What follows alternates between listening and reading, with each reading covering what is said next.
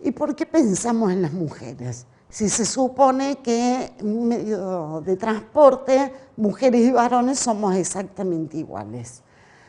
Pero dadas las características de la vida de una mujer, digamos, tenemos características distintas como usuarias. Entonces, desde el punto de vista de cómo se movilizan las mujeres, también tiene mucho que ver cómo se diseña el transporte público.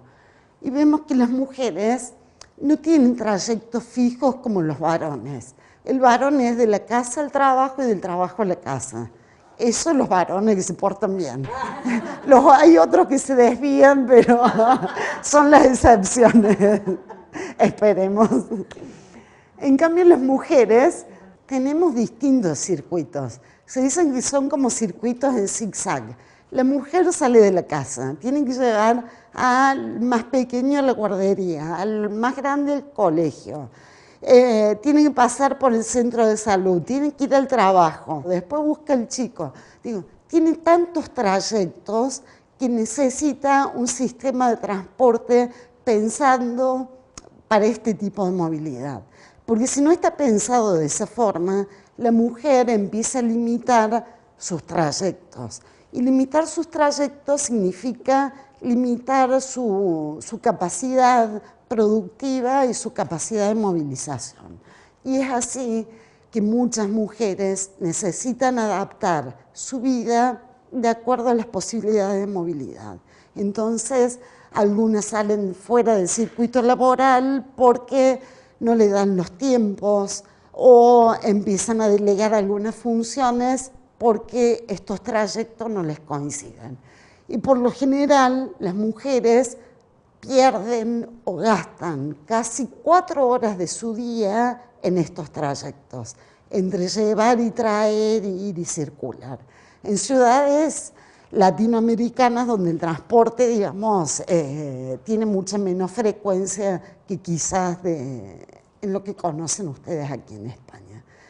Pero 4 horas en la vida de una mujer significa mucha plata. Y esto no está contabilizado en ninguna economía. Entonces debemos pensar que en esas 4 horas una mujer puede estar trabajando en su hogar o puede estar recreándose también, que no es menos importante. La próxima.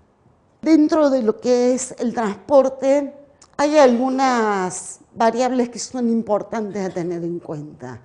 Los horarios y las frecuencias son un dato muy importante porque a partir de eso y de la certeza de que esos horarios y esas frecuencias se cumplan, es como uno empieza a planificar su vida.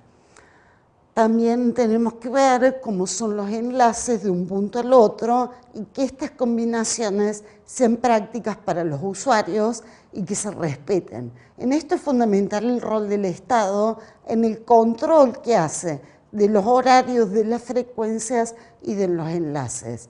Por lo general, las empresas de transporte piden muchos horarios o planifican, ambiciosamente horarios, frecuencias y enlaces que después no pueden cumplir porque tratando de abaratar costos esperan que los coches se les llenen y no cumplen los horarios, sino que lo hacen en función de la capacidad operativa que tienen.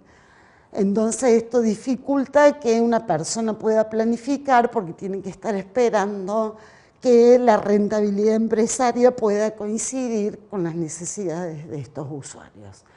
Y lo otro que debe ofrecer este tipo de servicios es medidas mínimas de higiene y de confort. No es solo movilizarnos y desplazarnos, sino también estar en un transporte seguro y en un transporte confortable.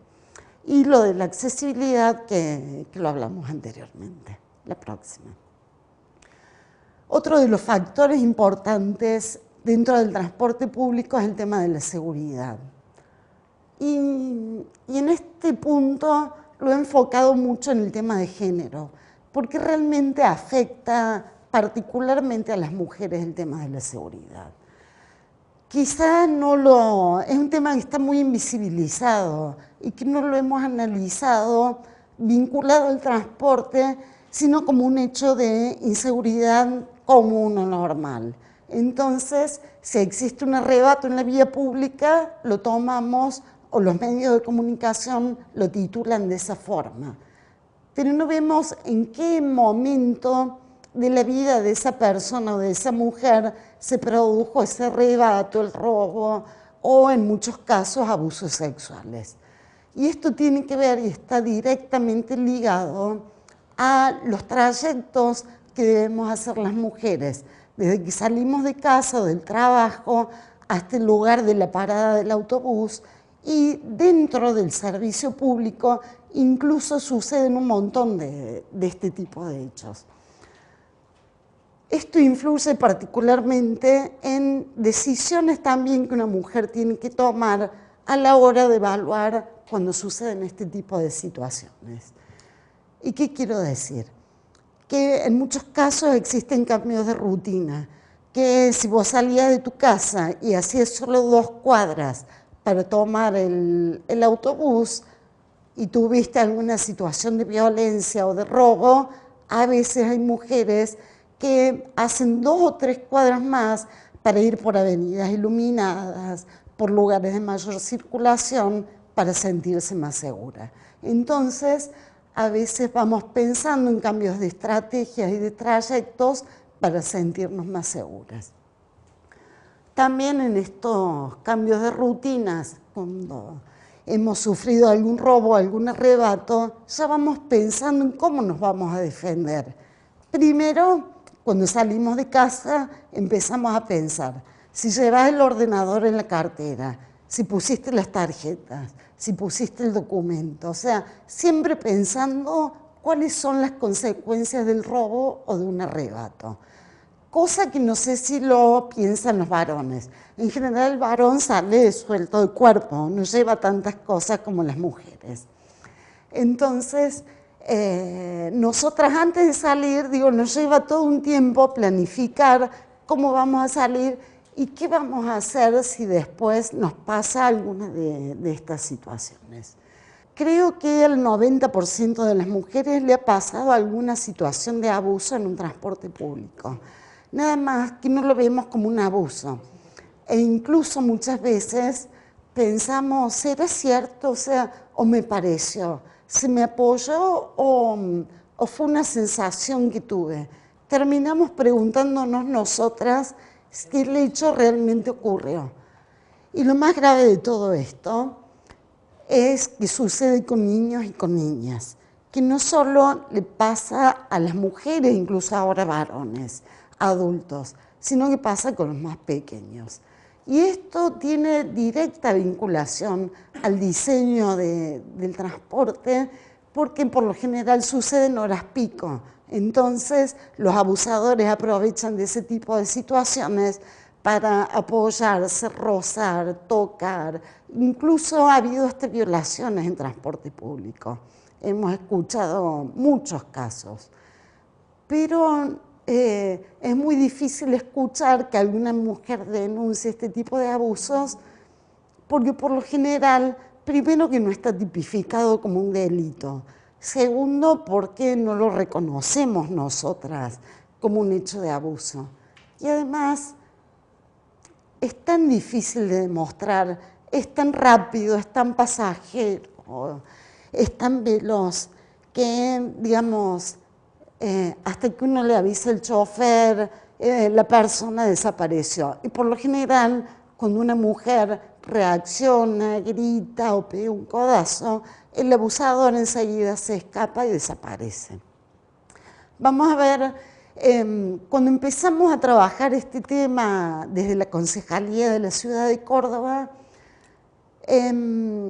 fue muy difícil incorporarlo al marco regulatorio del transporte, porque primero que a los concejales varones les daba mucha gracia, a las mujeres les costaba reconocerlo.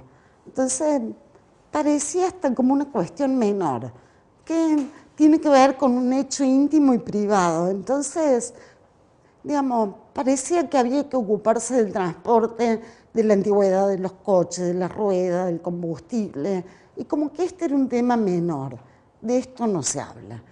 Y en un momento tuve hasta el temor de decir, ¿y si hacen una encuesta en la calle y las mujeres dicen que esto no les pasa? ¿Y si es una cosa de un grupo muy minúsculo? Y realmente empezamos a preguntar y fue más común y más duro de lo que uno se imagina. Entonces, planificar y diseñar el transporte hay que pensarlo desde una perspectiva que lo haga realmente inclusivo. El primer punto para que sea inclusivo es que sea económicamente accesible. Todos sabemos que el transporte es un servicio caro, que en general en la mayoría de los países está subsidiado por el Estado, porque si el usuario tuviera que pagar realmente lo que cuesta la ecuación económica de este servicio, sería realmente inaccesible. Entonces hay que pensar en una política de un importante apoyo del Estado o de una planificación donde la ecuación económica sea realmente ventajosa para los usuarios. En segundo lugar, para que sea inclusivo, tiene que pensar también en las necesidades de las personas con movilidad reducida. Y decimos con movilidad reducida porque no es solo para las personas con algún tipo de discapacidad. Movilidad reducida puede ser una mujer con un bebé en un cochecito, que realmente para poder subirse o hacer uso de un transporte público se le dificulta muchísimo. Incluso para usar un transporte como el taxi.